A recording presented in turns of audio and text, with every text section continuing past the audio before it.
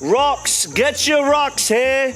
The finest rocks in all the land. Come step right up and grab your rocks. You, sir. Who, me? You look like you could use some fine rocks. What makes your rocks better than that guy's over there? Oh, his rocks? His rocks are rubbish.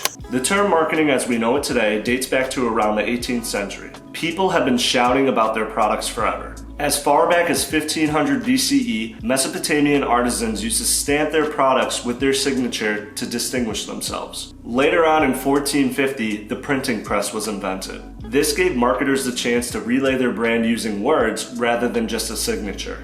In 1704, the first newspaper advertisement was published in the United States. Magazines later followed suit. In the early 1800s, billboard advertisements came into existence. In 1922, the first paid radio ad hit airwaves. Shortly after, in 1941, was the first TV commercial. Nowadays, marketers have the opportunity to reach people via social media, Google, email, SMS, and much more. It seems like marketing is here to stay, but what will it look like in the future? Whatever the next big thing is, Karma Jack Digital Marketing is here to guide you through it.